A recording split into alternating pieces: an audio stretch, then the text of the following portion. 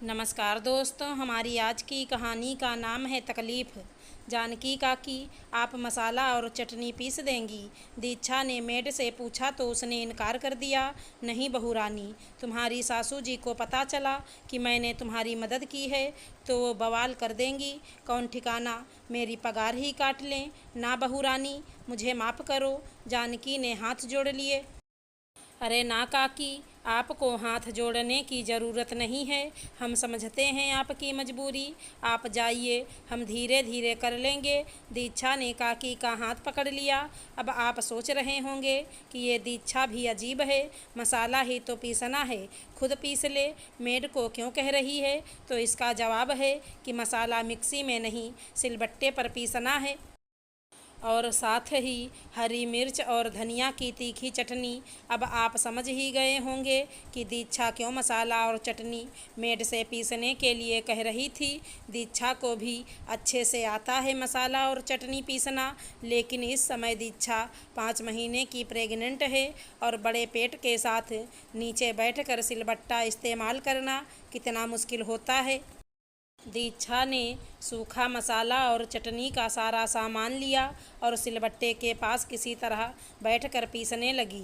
बड़े पेट के साथ उसे परेशानी भी हो रही थी, लेकिन वो धीरे धीरे कर रही थी। उसकी परेशानी देख जानकी काकी से रहा नहीं गया। उठो बहू रानी, मैं पीस देती हूँ। लेकिन काकी, आपकी पगार? दीक्षा ने लाचारी से देखा। अब पगार कटे या डांट पड़े, आओ हाथ पकड़ो और उधर कुर्सी पर बैठो। जानकी ने सहारा देकर दीक्षा को उठाया और कुर्सी पर बैठाकर मसाला पीसने लगी। चटनी पीस ही रही थी कि दीक्षा की सास पार्वती जी दीक्षा से चाय बनवाने के लिए आ गईं। बहू, रचना को चाय पीने का मन कर रहा है और साथ में पकौड़ी भी बना लेना। चटनी पीसा या नहीं, दीक्षा को कुर्सी पर आराम करते और जानकी को चटनी पीसते देख उनकी त्योरियां चढ़ गईं। तुम यहाँ आराम से बैठी हो और जानकी से मसाले और चटनी पिसवा रही। भाभी, बहू रानी को तकलीफ़ हो रहा था नीचे बैठकर सिलबट्टा चलाने में, इसलिए मैंने पीस दिया। आप बहू रानी को मत डांटो। जानकी काकी मसाला और चटनी किचन के स्लैब पर रखते हुए बोली। तकलीफ़ तो हम लोगों को होगी जब ये ज़्यादा आराम करेगी। सिलबट्टा इसीलिए इस्तेमाल करने को कहती हूँ कि पेट पर दबाव पड़ेगा तो बच्चा नीचे आएगा, वरना बच्चा ऑपरेशन से ही होगा और उसका खर्चा क्या, इसके मायके वाले उठाएंगे।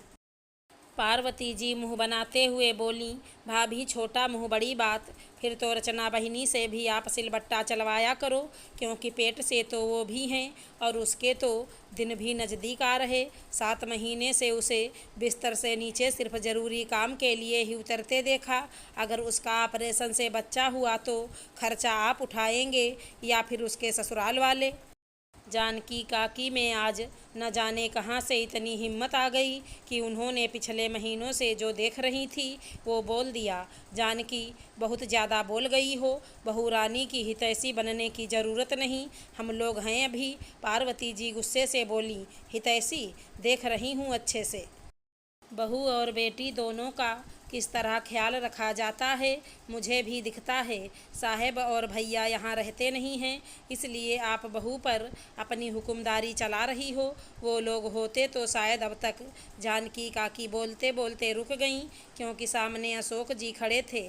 जानकी उन्हें नमस्ते करके चली गई। पार्वती, ये मैं क्या सुन रहा हूँ?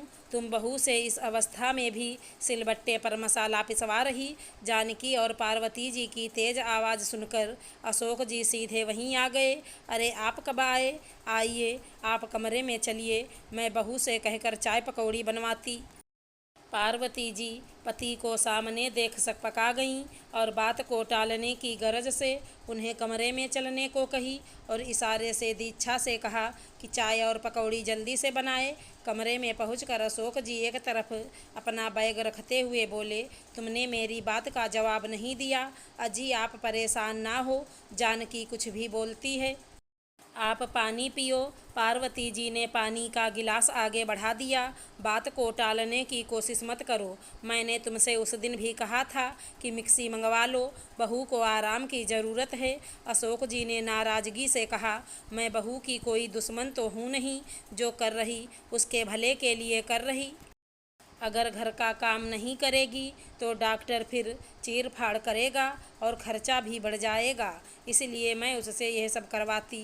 पार्वती जी सफाई देते हुए बोलीं। तभी रचना के चिल्लाने की आवाज़ आई, अम्मा, आपकी बहू को चाय पकौड़ी बनाने में कितना समय लगता है? भूख लगी है मुझे।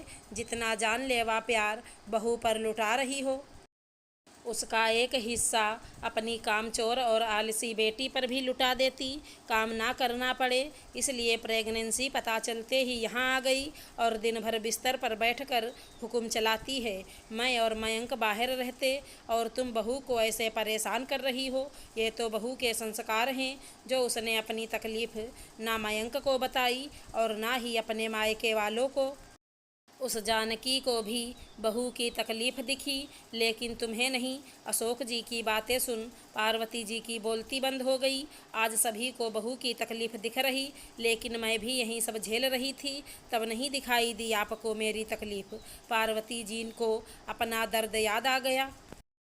उस वक्त तुम्हारी भी तकलीफ़ दिखाई दी थी, लेकिन तब मिक्सी नहीं था और अपने गांव में लाइट भी नहीं थी। लेकिन फिर भी मैंने तुम्हारी मदद के लिए तारा काकी को रखा था, जो ऊपर के सभी काम करती थी और तुम सिर्फ खाना बनाती थी। समय के साथ बहुत कुछ बदल गया। मिक्सी आ गई और अब अपने गांव में लाइट भी आ गई है।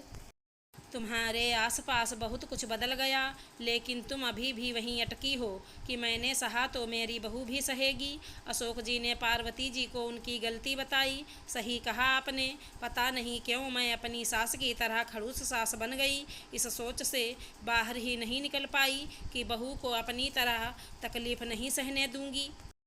चलिए जल्दी से चाय नाश्ता कर लीजिए, फिर अभी चलकर मिक्सी ले आते हैं। पार्वती जी ने अपनी गलती को सुधारने का फैसला कर लिया। अगर हमारी कहानी पसंद आई हो तो चैनल को लाइक शेयर सब्सक्राइब करें। धन्यवाद दोस्तों।